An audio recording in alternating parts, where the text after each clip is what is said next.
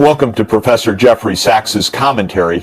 The script reframes Netanyahu's rejection of Palestinian statehood, Israel's endless wars and U.S. specter complicity as evidence of a collapsing moral order, arguing that only universal law restraint and renewed diplomacy can restore peace and credibility. At the United Nations in New York, world leaders gather each September to deliver speeches intended not only for the chamber before them, but also for the global audience beyond. This year, Benjamin Netanyahu's turn at the podium revealed more than his words. He spoke to a hall that was largely empty. The image itself was symbolic. Israel's prime minister addressing the world, but finding little interest, sympathy, and legitimacy. In his address, Netanyahu once again made clear what he has said for decades: there will be no Palestinian state west of the Jordan River. This statement, simple and unequivocal, dismisses the foundation of international diplomacy since the Oslo Accords of the 1990 seconds. The two-state solution, endorsed by numerous UN resolutions, supported by governments worldwide, and grounded in the basic principles of justice, was dismissed as if it were a relic of the past. This is not a new position for Netanyahu, but the context matters. It comes after a year of devastation in Gaza, where thousands of civilians have been killed and entire neighborhoods destroyed. At precisely the moment when the world calls for peace, Netanyahu doubles down on perpetual conflict. The emptiness of the hall underscored the point. For much of the world, Netanyahu's message has lost credibility. Countries of the global south, many of which once looked to the U.S. and its allies as champions of law and rights, now see hypocrisy. They see Ukraine defended in the name of sovereignty, but Palestine denied in the name of security.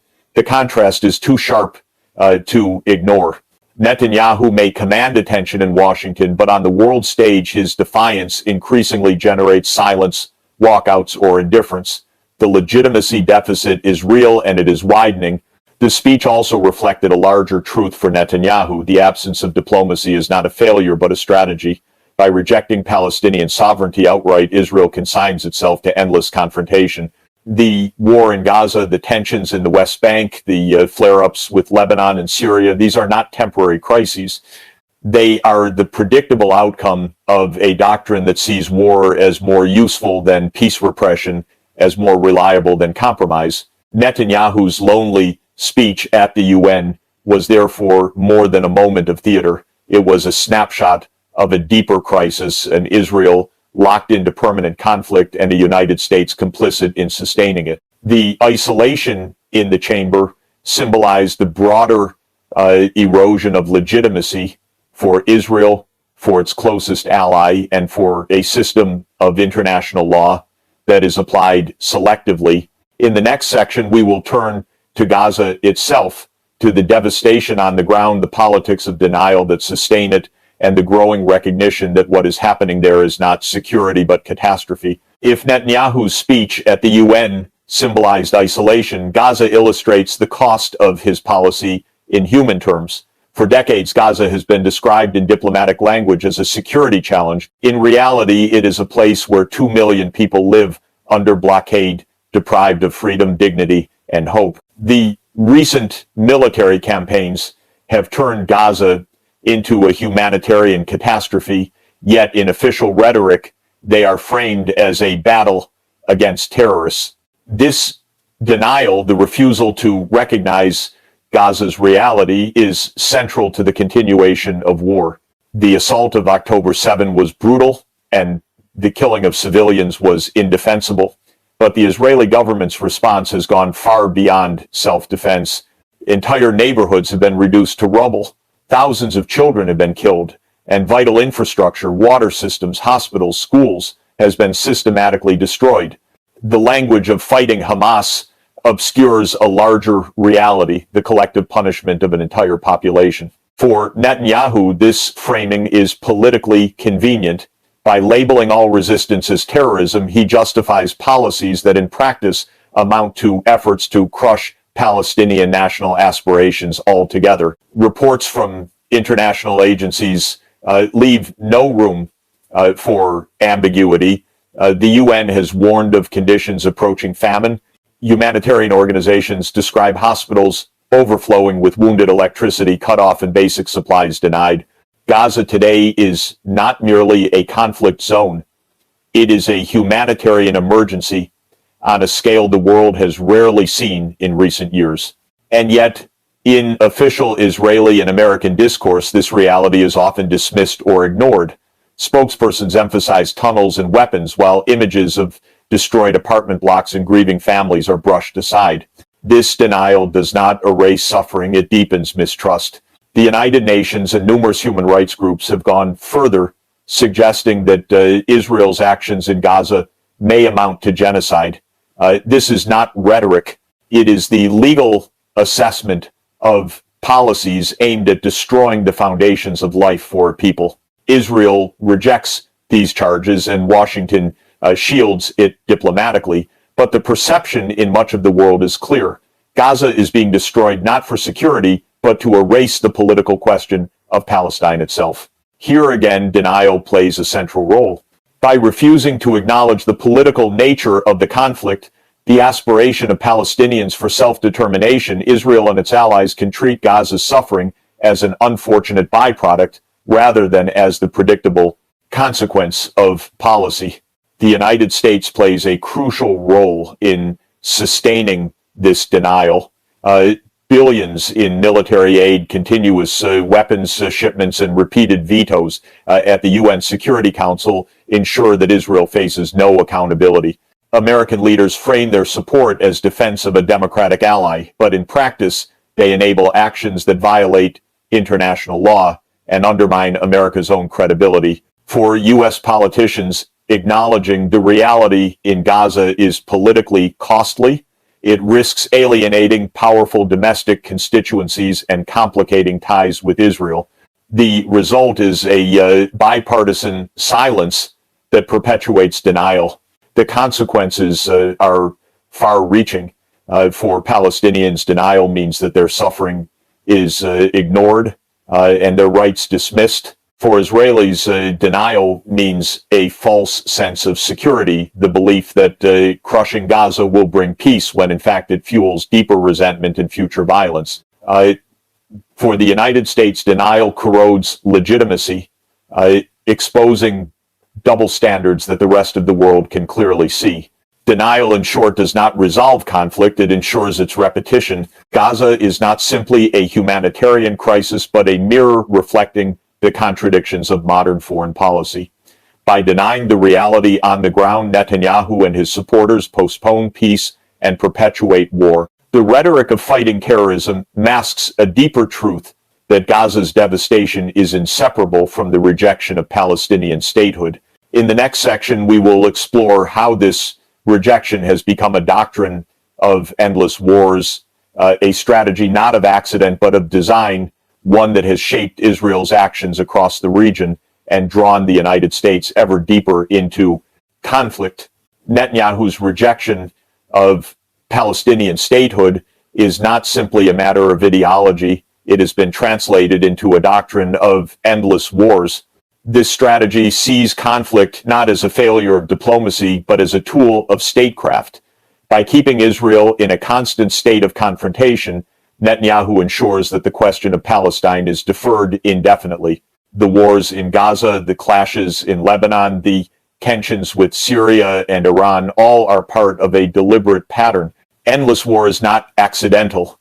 It is policy. In recent speeches, Netanyahu has bragged that Israel is fighting on 7 fronts simultaneously: Gaza, the West Bank, Lebanon, Syria, Yemen, Iraq, and Iran. For most leaders, such a statement would be a confession of failure, evidence of strategic overreach. For Netanyahu, it is a point of pride, proof that Israel is indispensable to its allies and perpetually under threat. But this boast reveals the heart of the doctrine: permanent insecurity as justification for permanent militarization. If war is everywhere, peace never has to be negotiated. This strategy did not begin yesterday. In the 1,990 seconds, Netanyahu's advisors, along with American neoconservatives, outlined a vision in which Israel would abandon the peace process and instead pursue regional dominance. The idea was to weaken neighboring states, prevent Palestinian sovereignty, and ensure Israel's strategic superiority. The wars that followed the U.S. led invasion of Iraq in 2003, the destabilization of Syria after 2011, repeated bombardments of Gaza, and covert operations against Iran all fit this pattern. They may appear as separate conflicts, but together they form a mosaic of deliberate destabilization. Why pursue endless wars rather than peace? For Netanyahu, the answer lies in political survival. Negotiating a Palestinian state would require concessions that could fracture his coalition and threaten his power. Perpetual war, by contrast, unites his base, sustains U.S. support, and reinforces Israel's claim to be a frontline state in a dangerous region. Endless conflict also shifts the narrative. Instead of being judged by the absence of peace, Netanyahu can claim success by the absence of defeat. So long as Israel appears strong and defiant, the deeper questions of justice and sovereignty are pushed aside. The doctrine of endless wars has destabilized the wider Middle East. Iraq remains fractured, Syria devastated, Lebanon weakened, and Gaza destroyed again and again. Iran, treated as a permanent enemy, has entrenched itself further in regional politics, deepening the cycle of confrontation. For the people of the region, the costs are catastrophic: millions, displaced economies shattered, and societies trapped in cycles of violence. For the United States, the doctrine has meant decades of military entanglement, trillions in costs, and growing resentment from allies and adversaries alike. This doctrine could not survive without U.S. complicity. Washington supplies the weapons, the funding, and the diplomatic cover that make perpetual war possible. By framing Israel as an indispensable ally, American leaders have accepted a foreign policy that locks both nations into endless conflict. For U.S. politicians, the doctrine is convenient. It appeals to domestic constituencies, satisfies powerful lobbies, and reinforces a narrative of shared values. But the strategic costs are immense. By aligning itself so closely with Netanyahu's doctrine, the U.S. undermines its credibility as a global leader and distances itself from much of the world. The doctrine of endless wars is a choice, not a necessity. It reflects a strategy of repression rather than reconciliation, militarization rather than diplomacy. For Netanyahu, it is the foundation of his political survival. For the region, it is a recipe for instability without end. In the next section, we will examine how this doctrine depends on U.S. complicity, the weapons, the money, and the vetoes that sustain it, and how Washington, if it chose, could restrain Israel and redirect the path toward peace. Israel's capacity to pursue Netanyahu's doctrine of endless wars does not arise in a vacuum. It depends fundamentally on U.S. support, military, financial, and diplomatic. Without Washington's backing, Israel would face constraints it could not ignore. This is not speculation. It is historical fact. Time and again, American leaders have held the power to restrain Israeli actions, and at moments of pressure, Israeli governments have adjusted. Yet in recent years, that restraint has vanished. Washington no longer acts as a check, it acts as an enabler. Each year, the United States provides Israel with billions in military assistance. American weapons, from precision bombs to advanced aircraft, form the backbone of Israel's arsenal. The bombs that level Gaza's neighborhoods, the jets that strike Syria, the interceptors that defend Israeli skies, all are underwritten by U.S. taxpayers. This support is often justified as defensive, but in practice it enables offensive campaigns. Without this steady flow of weapons, Israel's capacity to wage prolonged wars would be sharply reduced. The material reality is inescapable. U.S. arms make Israel's wars possible. Military aid is only part of the story. At the United Nations, Washington has repeatedly used its veto power to block resolutions critical of Israel. Calls for ceasefires, accountability, or investigations into human rights abuses are often halted not by a lack of global consensus. The vast majority of countries support them, but by the intervention of the United States. This diplomatic shield signals to Israel that it can act with impunity, no matter the scale of destruction in Gaza, no matter the condemnation from international bodies. Washington will ensure that consequences are avoided. U.S. complicity extends further. Economic aid, joint research programs, and political endorsements reinforce Israel's sense of unqualified backing. Even when American presidents privately express frustration, as many have, the public posture remains one of unwavering support. The result is a cycle in which Israel expects indulgence and Washington delivers it. Trump's remark that he would not allow annexation of the West Bank illustrates this leverage. In that moment, Netanyahu adjusted his rhetoric, postponing the move. The episode revealed what has long been true: U.S. pressure, when applied, shapes Israeli choices. Despite these realities, American leaders often claim their influence is limited, that Israel is a sovereign state acting independently. This is a myth. When Washington wants to restrain Israel, it can. History offers examples. Eisenhower in 1956 demanded an Israeli withdrawal from Sinai, and George H.W. Bush withheld loan guarantees in 1991 to press for negotiations. In both cases, U.S. leverage worked. The difference today is not a lack of power, but a lack of will. Political calculations in Washington, fear of alienating constituencies, deference to lobbying groups, and the short-term incentives of electoral politics have replaced strategic judgment. By enabling Netanyahu's doctrine, the United States undermines its own interests. It alienates much of the global South, deepens hostility across the Arab and Muslim worlds, and exposes glaring double standards. Washington insists on sovereignty for Ukraine while denying it to Palestine. It demands accountability for adversaries while shielding allies. The erosion of credibility is profound. Domestically, the costs are also high. Billions in aid flow abroad, while American infrastructure, healthcare, and education face chronic underfunding. Public skepticism is growing, particularly among younger generations who see a contradiction between America's values and its actions. U.S. complicity is not passive, it is active and deliberate. Washington holds the power to restrain Israel, yet it chooses not to use it. By supplying weapons, providing cover, and indulging Netanyahu's doctrine, America makes itself not a bystander, but a participant. In the next section, we will turn to Iran, a country often portrayed as the unyielding adversary, yet one that has repeatedly sought dialogue. The story of the JCPOA and its destruction under Trump reveals how the U.S. undermines its own diplomacy in deference to Netanyahu's agenda. Among all of Israel's perceived adversaries, none looms larger than Iran. For decades, Netanyahu has framed Iran as an existential threat, warning of its nuclear ambitions and its influence across the region.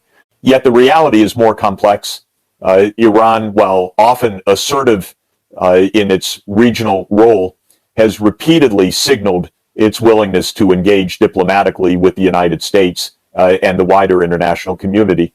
The Joint Comprehensive Plan of Action, JCPOA, in 2015 was the clearest evidence of this possibility. Its collapse under pressure from Netanyahu and with Trump's compliance represents one of the greatest missed opportunities for peace in recent decades. Contrary to the caricature of an implacable enemy, Iran has long sought pathways to normalize relations with the West. After the Iran-Iraq War of the 1,980 seconds, its leaders recognized the costs of isolation. Efforts were made in the 1,990 seconds to improve ties with Europe. And in the early 2000s, Iran even cooperated indirectly with the U.S. against the Taliban. The nuclear issue became the main obstacle, with Washington demanding limits and Iran seeking recognition of its right to peaceful nuclear energy. The JCPOA was a carefully negotiated compromise. Iran accepted strict limits on enrichment and intrusive inspections, while sanctions were to be eased. The agreement demonstrated that even the most deep-seated adversaries could reach pragmatic solutions through diplomacy. That fragile success was shattered in 2018 when Donald Trump unilaterally withdrew the U.S. from the deal. The International Atomic Energy Agency had repeatedly certified Iran's compliance. Yet, under heavy lobbying from Netanyahu and his allies in Washington, Trump denounced the JCPOA as a terrible deal and reinstated sweeping sanctions. The consequences were immediate. Iran, initially cautious, resumed higher levels of uranium enrichment. The Iranian economy plunged into crisis. Moderates in Tehran were discredited, and hardliners gained strength. What had been a framework for de-escalation turned into a spiral of confrontation. The collapse of the JCPOA cannot be understood without recognizing Netanyahu's role. For years, he portrayed the deal as an existential danger, claiming it paved Iran's path to the bomb rather than preventing it. In 2015, he even addressed the U.S. Congress directly in open defiance of President Obama to lobby against the agreement. Trump's withdrawal was the culmination of this pressure. It revealed the extent to which Israeli priorities, as defined by Netanyahu, could shape American policy even at the expense of the United States' own diplomatic credibility. Had the JCPOA endured, it could have served as a foundation for a broader dialogue. It might have opened doors to cooperation on regional stability, energy, and security. Instead, its destruction reinforced the narrative of mutual hostility. For Iran, the lesson was clear. U.S. agreements cannot be trusted. For the U.S., the chance to show that diplomacy could succeed in the Middle East was squandered. The wider region also suffered. By isolating Iran further, Washington fueled proxy conflicts in Iraq, Syria, Yemen, and Lebanon. Instead of restraining tensions, the collapse of the deal intensified them. The broader lesson is not about Iran alone. It is about the role of diplomacy in U.S. foreign policy. When agreements are abandoned for political expediency, credibility erodes. When negotiations are replaced with sanctions and threats, conflicts deepen. Netanyahu's pressure and Trump's compliance turned a moment of possibility into another chapter of hostility. Yet the reality remains: Iran, like any state, responds to incentives. It has national interests, not an ideology of endless conflict. Dialogue is possible. What is missing is the political will in Washington to pursue it consistently without bending to external pressure. The story of the JCPOA is a cautionary tale. Diplomacy can succeed, but only if agreements are honored. By sabotaging its own deal, the U.S. undermined moderates in Iran, emboldened hardliners, and signaled to the world that American commitments are fragile. Netanyahu achieved his goal of dismantling the agreement, but the result was greater instability for all. In the next section, we will turn to another disturbing dimension of Netanyahu's doctrine: the reliance on regime change and targeted assassinations. These policies, embraced by Washington as well, have destabilized the region further and entrenched the cycle of endless wars. The collapse of the Iran nuclear deal illustrates the sabotage of diplomacy. Netanyahu's broader doctrine demonstrates something equally troubling: the normalization of regime change and targeted assassinations as instruments of statecraft. These tools are not portrayed as unfortunate necessities, but rather as deliberate strategies designed to keep adversaries weak and the region in a state of perpetual turmoil. The tragedy is that Washington has often followed the same path, aligning its own policy with Netanyahu's instincts and thereby magnifying instability rather than reducing it. Israeli leaders, including Netanyahu, have long boasted about targeted killings of perceived enemies. Scientists associated with Iran's nuclear program, military leaders in Lebanon, and political figures in Palestine have all been eliminated in operations that are often publicly acknowledged. These actions are defended as self-defense, yet they blur the line between military necessity and political assassination. Such policies send a message not only to adversaries but also to allies that Israel is willing to bypass international law and conventions whenever it sees fit. The normalization of assassination as policy erodes norms designed to limit violence and uphold sovereignty. Alongside assassinations is the wider pursuit of regime change. For decades, Netanyahu and his allies have argued that Israel's security depends on the weakening or overthrow of governments deemed hostile. Iraq under Saddam Hussein, Syria under Bashar al-Assad, Iran's clerical leadership, and even elements in Lebanon. The 2003 U.S. invasion of Iraq aligned closely with this vision. So did Washington's support for Syrian opposition groups after 2011, a campaign that devastated the country but failed to unseat Assad. Each of these efforts left behind broken states, humanitarian crises, and fertile ground for extremist groups. Yet for Netanyahu, the fragmentation of adversaries is itself a form of victory. Weak neighbors cannot challenge Israel's dominance. The United States has been a willing partner in this pattern. In Iraq, Libya, and Syria, regime change was pursued with promises of democracy but produced chaos. In Yemen, U.S. Backing of Saudi and Emirati interventions has deepened one of the world's worst humanitarian disasters.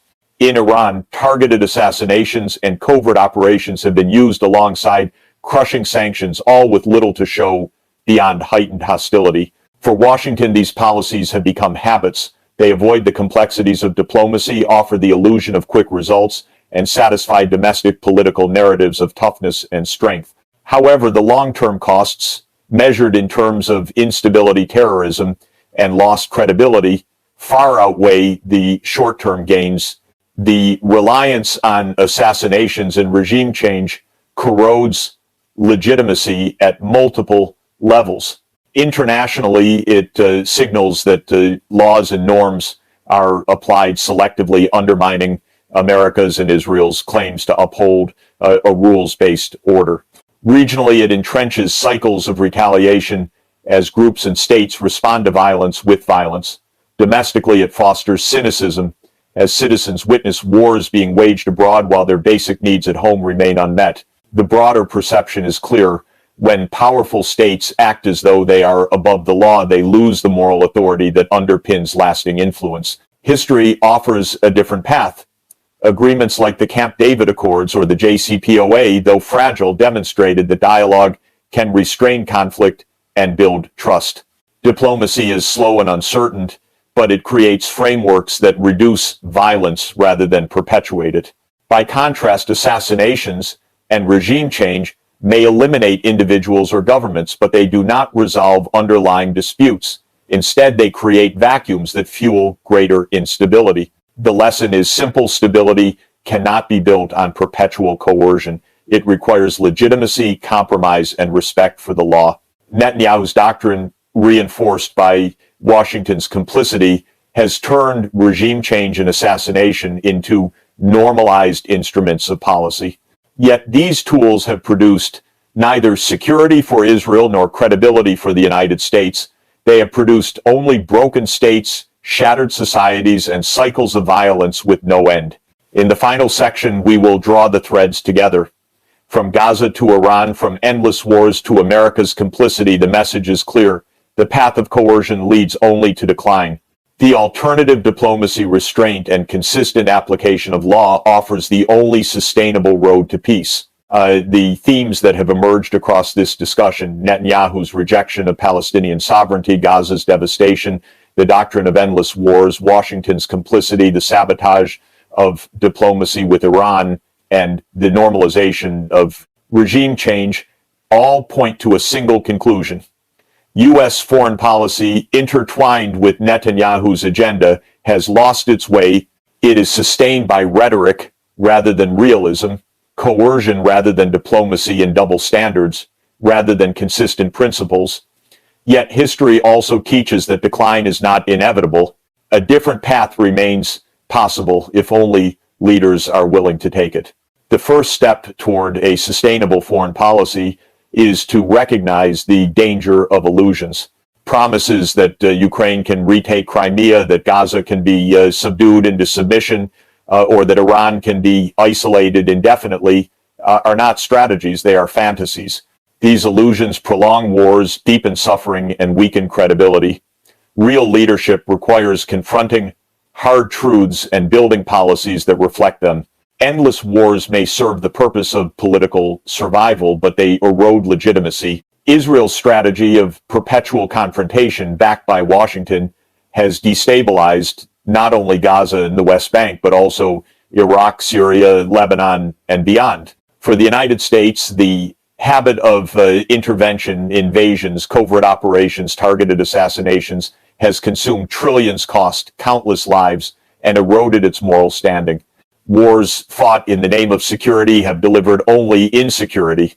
The alternative is restraint, limiting the use of force to genuine defense and avoiding entanglement in conflicts that diplomacy could resolve.